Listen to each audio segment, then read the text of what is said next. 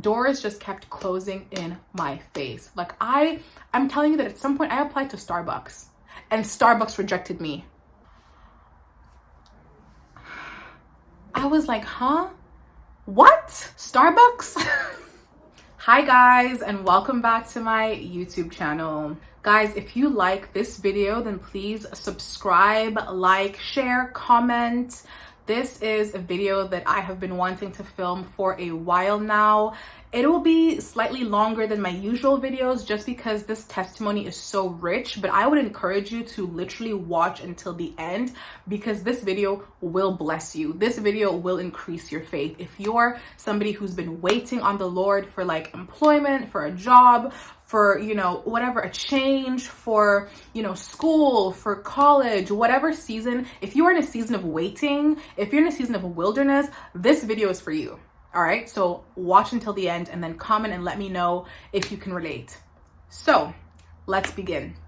So this testimony honestly starts in July of 2022 when I graduated from King's College London with my Bachelor of Laws. Bachelor of Laws. Bachelor of Laws. And that was such a monumental event for me. If you guys don't know, I also have a testimony about how I got into King's College London and how God opened those doors after I graduated from high school. I will leave the link in the description. So if you want to watch that after this, go ahead. So I graduated from King's College London and I was excited, but at the same time, I didn't quite know exactly what my next move would be. Now, I know the calling that God has placed on my life and I know my passion. So my passion is international human rights, okay? I sought God for about a year and a half, for him to let me know what my calling was and what my purpose was. While I was in college, I actually sought God about this and he made it very, very clear that I was going to work in human rights and international human rights, and that's my passion. That's what I wanted to do. So by the time I was graduating, I knew that that's what I wanted to do. I just didn't know how I was going to get there. So I graduated and I immediately in August had to move to the United States. Now, the reason being is my dad had been wanting us to move to the United States for a couple of years, and he'd been working in the background for us to move to the United States. That had not been my original plan at all. My plan had been that I would live in London or live somewhere in Europe and then get a job after I graduate. Right after I graduate, I was planning to get a job, live in London, live in Europe, and then I don't know, find some way somehow to get into human rights. I was planning to maybe even do my master's in Geneva for human rights. So that was kind of my plan and what I wanted.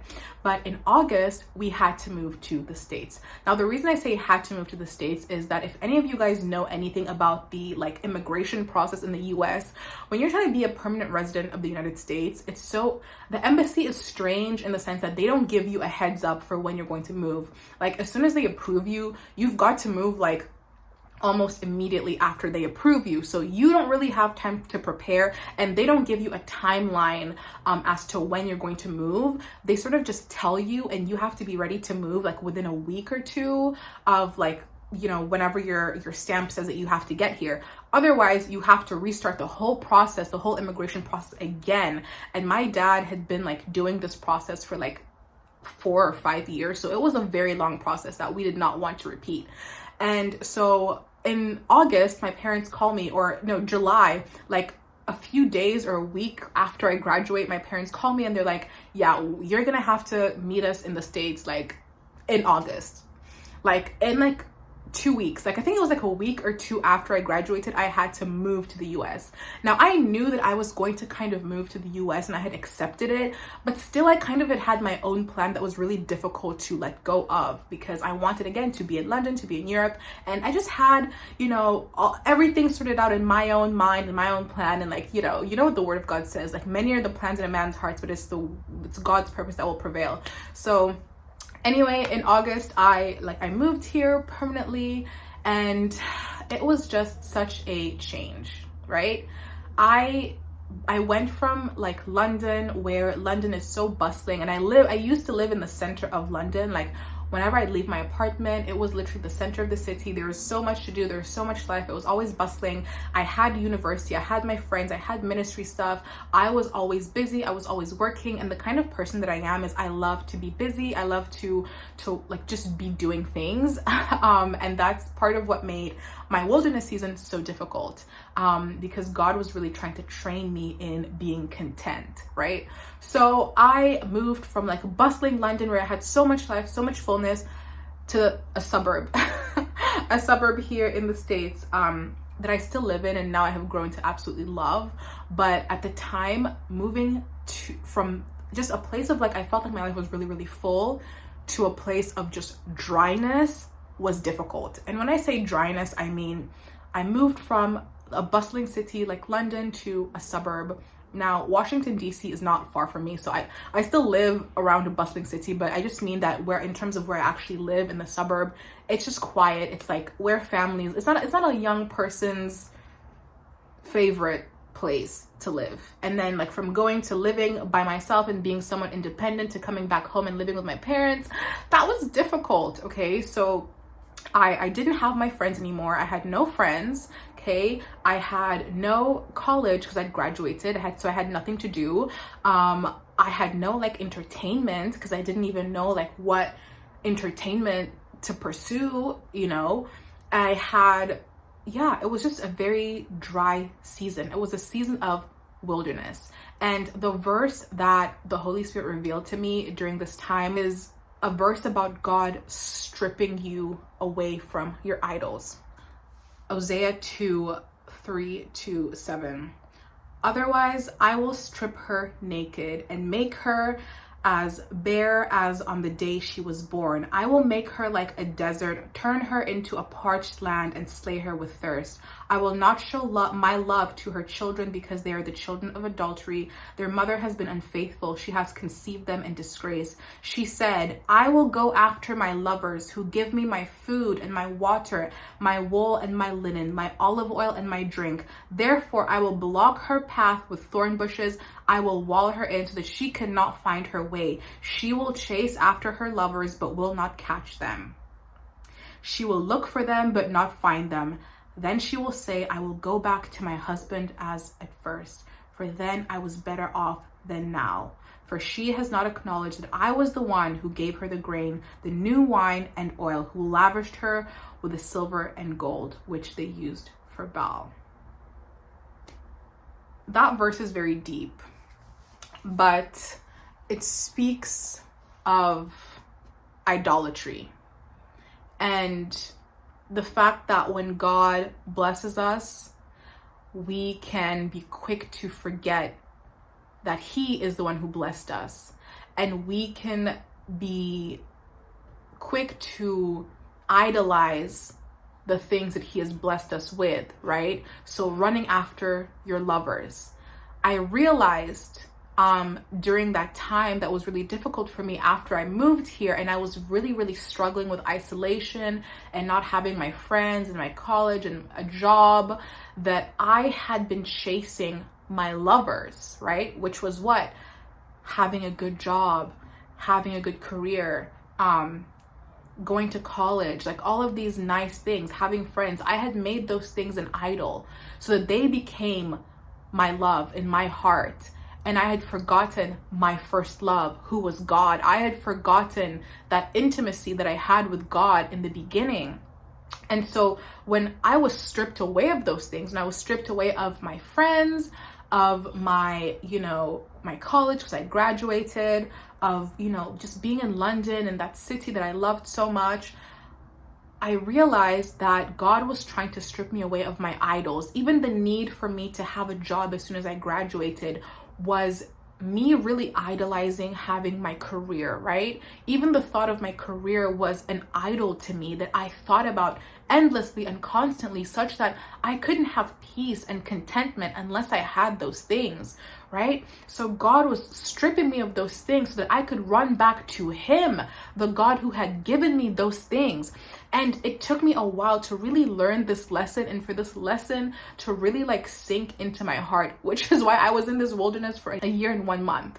So God was stripping me of the things that I had relied on, because all my life, because I've been somebody who is so diligent, you know, who works hard and all of that, God was trying to show me that my value and my worth, I had been placing too much value and too much worth on school, on academics, on getting a job, on all of these different things. So now being in a place where I was unemployed, I had to learn to be content with the little that I had. So God was trying to teach me, be content in what you have right now. You might not have everything that you want, but can you recognize what God has given you? You may not like the suburb that you live in. And guys, I hated this place for months and months and months. I just felt really, really depressed here because it was so different than what I left behind. But God was trying to teach me to be content in Him.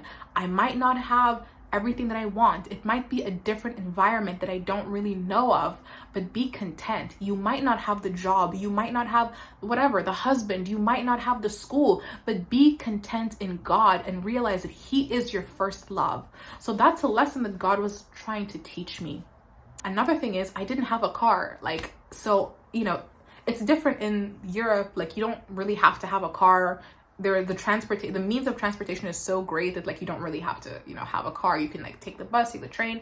But here it's like if you don't have a car, you're really, really isolated. It was really, really humbling. It was really, really humbling to have graduated from such a good school and to not have a job. I felt like a failure. But then again, that was me idolizing success, or me idolizing, you know, just my achievements. And that was something that God was trying to get me to stop doing, so that I wouldn't seek validation in, you know, the job or the school or the career, but I would seek my validation in Him. That I wouldn't go for all of these things to give me purpose, to give me water, that I would go to Him.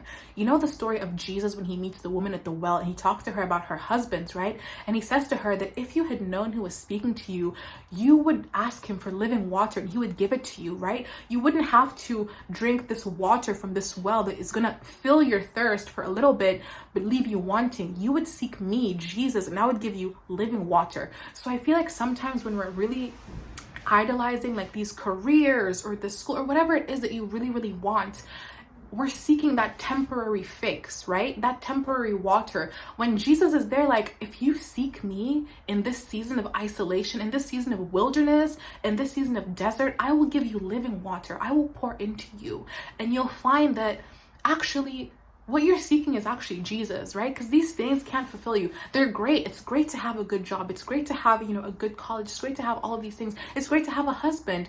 But don't think that having that thing will fulfill you, because human nature is just such that once you've done one thing, you want the other thing. So once you've graduated, you want the job. Once you have the job, you want the promotion. And you're always like chasing something, right? And so God was trying to teach me that if you rely on these things to give you your worth, to give you your identity, to make you happy, you'll find yourself in a state of constantly having to chase the next thing, the next thing. You're never satisfied. You're never content, right?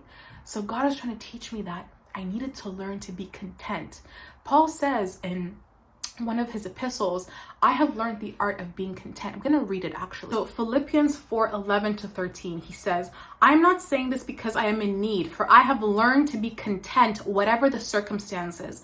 I know what it is to be in need, and I know what it is to have plenty. I have learned the secret of being content in any and every situation, whether well-fed or hungry, whether living in plenty or in want. I can do all this through Him who gives me strength. And guys, I was really learning this, okay? And one thing about God is when God is trying to really teach you something and have it sink in, He's a thorough teacher, right? So I had to really thoroughly learn the art of being content with little versus plenty. Because when I look back to my life in London, again, I had so much. I was in London, okay? I had friends, I had school, I had so many things to keep me busy, ministry, abundance, right? Coming here where I have like no car, I have no job, I have no friends, everything being stripped away from me.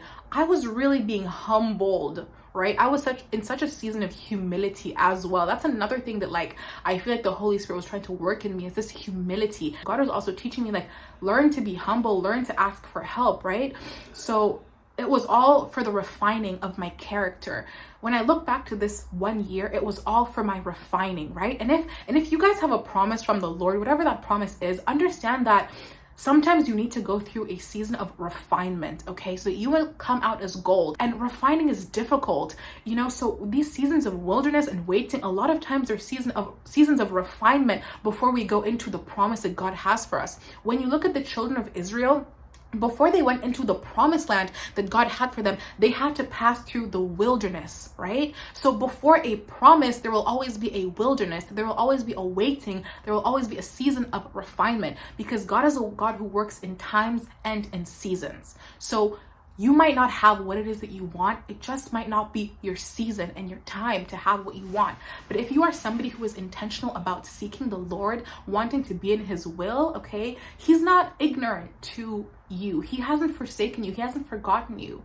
But understand that God works in times and in seasons. Now, let's talk about when God really began to open the doors for me. Okay, so around April, right, around springtime, so that was April of 2023, I began to hear the Holy Spirit basically tell me to go, okay, that it was time for me to go, to start being diligent about applying for things. I had been like resting for like 8 months, okay, and guys, during my wilderness season, I didn't really apply to anything because I really felt and knew that God wanted me to rest and just be still in his presence because of everything I just shared. Like, God really wanted me to seek him and just do that and not apply for jobs. And I want to show you guys like 2 diaries that I got during that season. That was just such confirmation to me. The first one I got like in the mall. I just randomly saw this diary in the mall and I was like, this is the Lord speaking to me right now, okay? Be still, know that I'm God.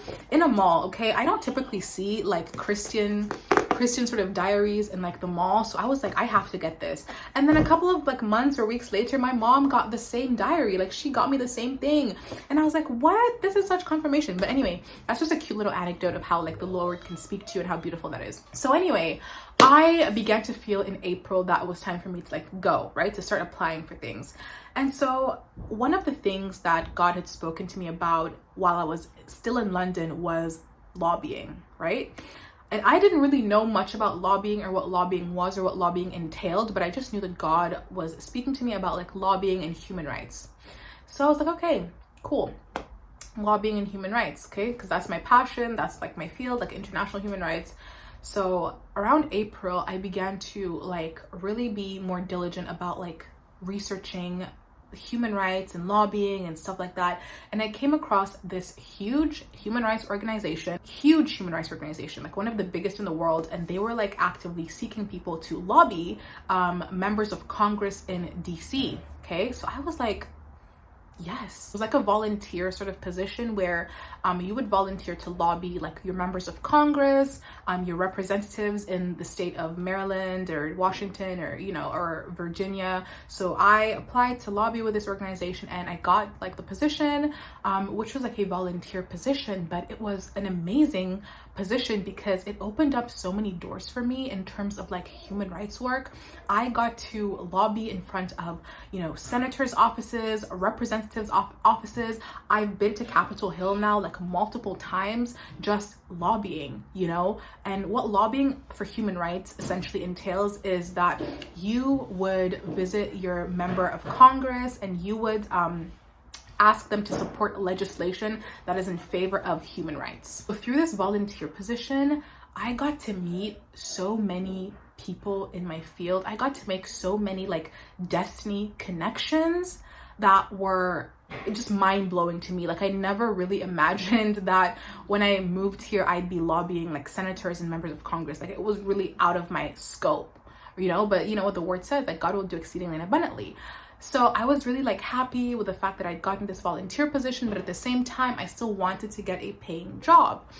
At the same time, I also realized that in order for me to really like fulfill my desire to work in international human rights, I needed to get my master's degree, right? So I'd always wanted to get my master's degree because in this field, you need to be highly educated, right? You need to have your master's degree. Like, if you really want to get like a great position in an international human rights organization. If you just really want to do international human rights, like it's you really do need a master's degree.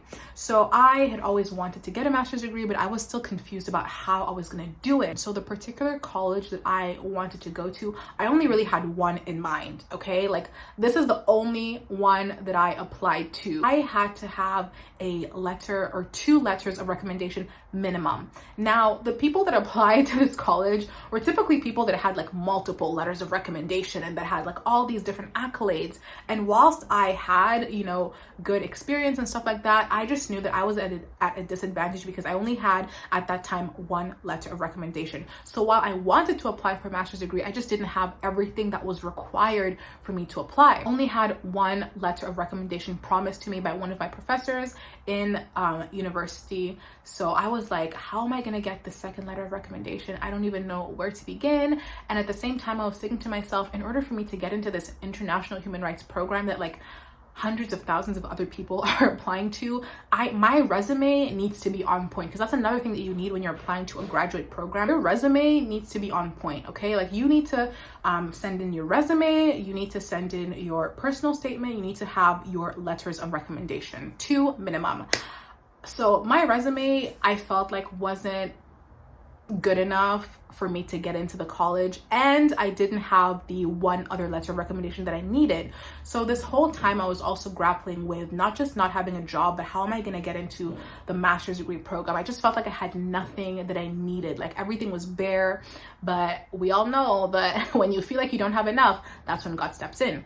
So it was through this volunteer position that I got that I made great connections with people in the human rights field, right?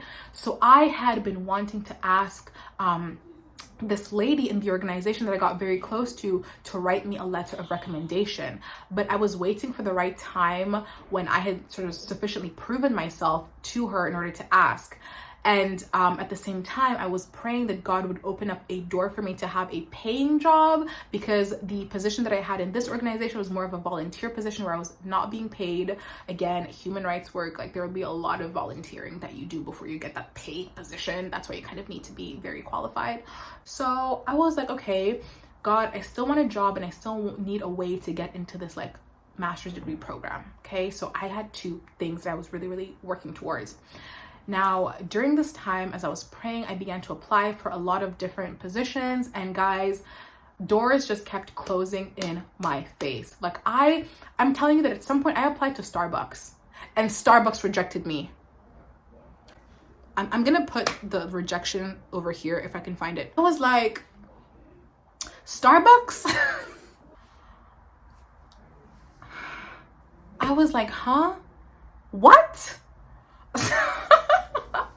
Starbucks literally rejected me. I don't remember if I had been applying for like the position of a barista or if I had applied to like the corporate office, but whichever it was, I was literally rejected by Starbucks. I was like, Lord, what is going on? So just, there were so many doors closing in my face. Like this was around like from April to like August and September. I was like applying because this is when God had given me the go ahead to like start going and moving. So, you know, I was doing my volunteer work, but I was also applying for paid positions and, you know, worrying about how I'm going to get into this master's degree program. And doors just kept closing and closing and closing and closing in my face. And I was like, Lord, many of the positions I was applying to were just, I felt like I was even overqualified, and yet doors were still closing in my face. So I just became really, really depressed and dejected during this time. Even though like I was still like doing the volunteer position, I was like, no, I need like a proper job.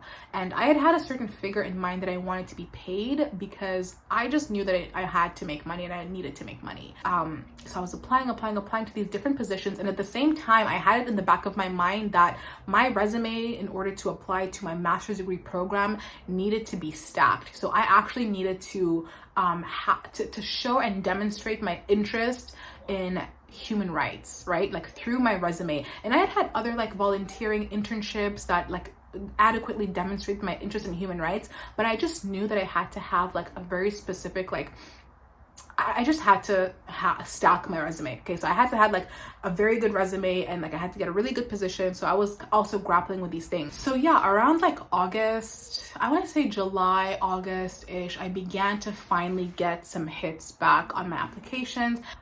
doors were kind of flying open, right? There was a specific shift that happened in August and September. And that shift was that I began to genuinely let go of needing to have a job for my fulfillment. So around August and September, I kind of like broke down after all this, like these different like jobs had been rejecting me and Starbucks and all of that. I like broke down and I got to a place where I was like, you know what, God, I don't care about the job anymore. Like, I don't care about the job. I don't care about, you know, the master's degree. I don't care about anything. Like, what do you want for my life? So around that time, I genuinely and sincerely surrendered to the Lord, okay? I still had been holding on a little bit, despite the fact that God had taken me through like seasons of contentment. I sincerely surrendered all of my wants in like August, July-ish. I was like, God, I surrender.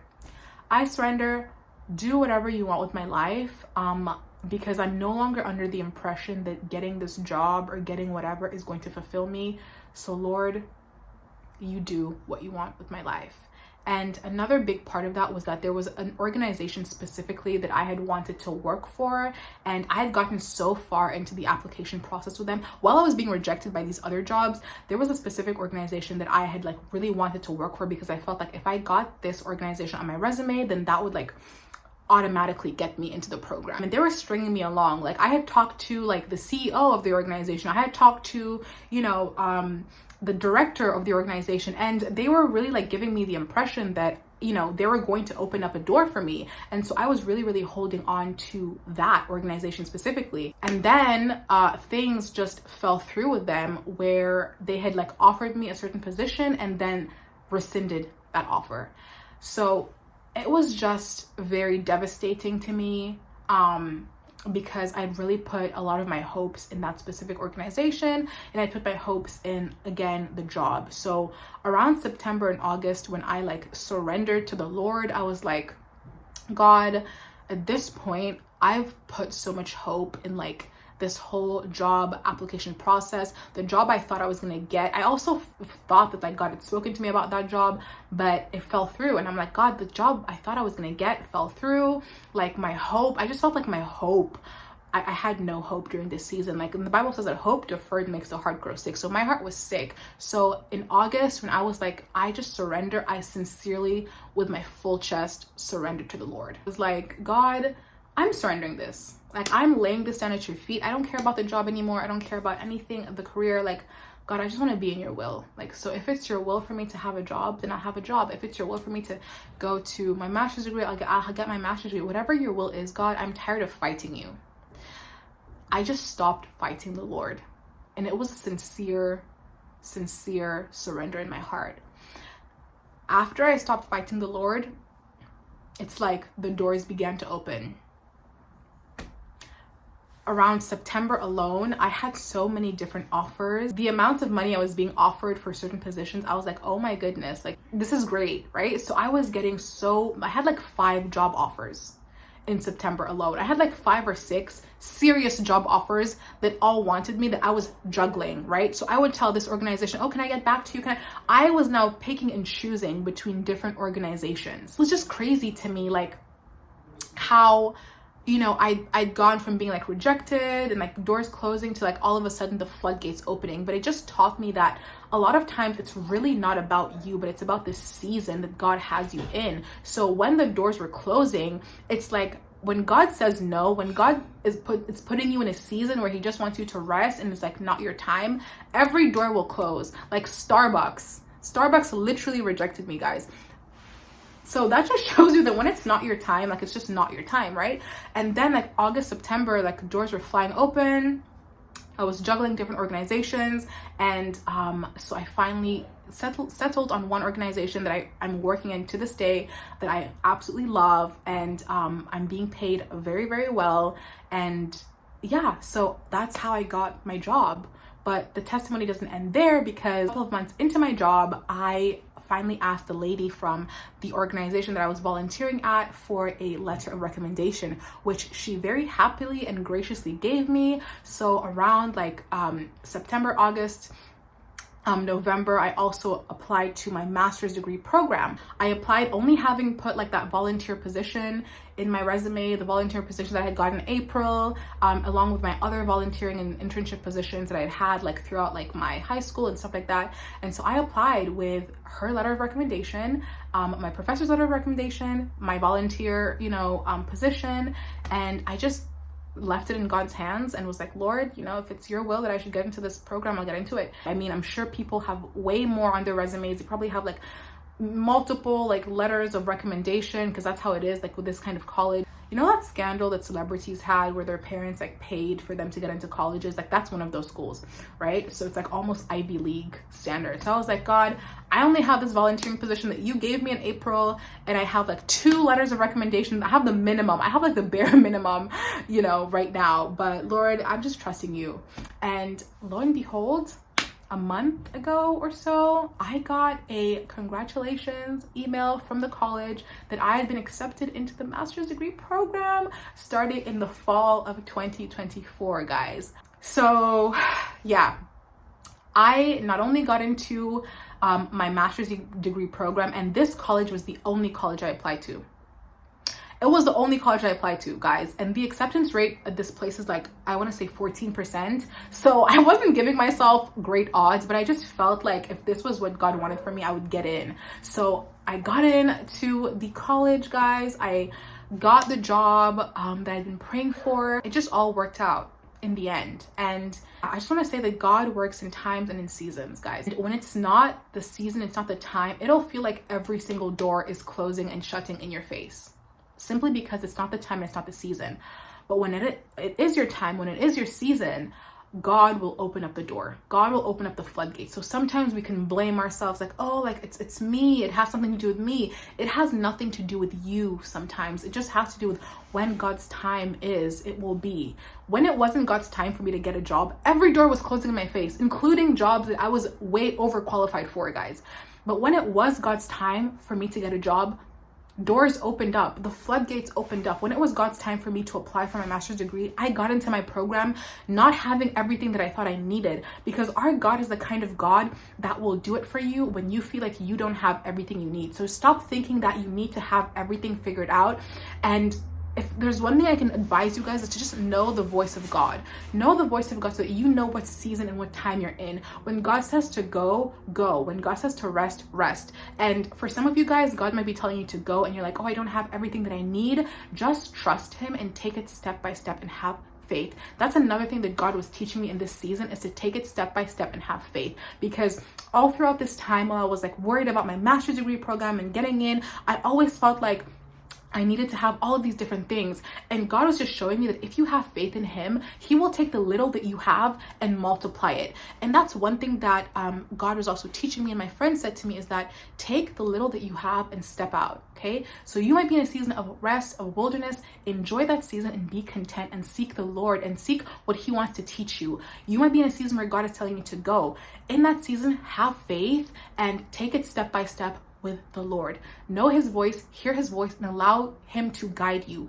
You probably don't need everything that you think you need in order to step out. Sometimes you just need that little bit that's in your hands and faith in God, and he will open up the door. I did not have everything that I thought I needed, because I had thought that I needed a fancy job. I thought that I needed like a paying position in order to get into my master's degree program. But at the end of the day, the only position that I had put during that time was my volunteer position, as well as the other like volunteer and internships I had throughout college. And that's the only position that I put on my resume. I didn't put my job on my resume, and I had only 2 letters of recommendation, but I still got in. Why? Because at the end of the day, it's about God and it's about his strength. So you don't need to rely on your own strength. Rely on God and he will open up the door. I just pray that like this video blesses you, and I'll continue to make more videos. And yeah, just have faith in God. That's what I'll leave you with. Have faith in God. Be still and know that he's God, and know that when you put your life in his hands, when you say to God, not my will be done, but your will be done, he will take care of you. Okay? So yeah, God bless you guys. Like, comment, share, subscribe, guys. Let's grow this channel. I'm super excited for what God's gonna do in the new year, and I want to wish you guys a happy new year. And I just pray that in the new year, you would just begin to trust God and to seek him and seek his voice. Just like I did for this year. That was a difficult year, but one thing that kept me anchored was the voice of the Lord. So yeah, seek God, seek first the kingdom of God and his righteousness, and everything else will be added to you in God's time and in God's season. So God bless you.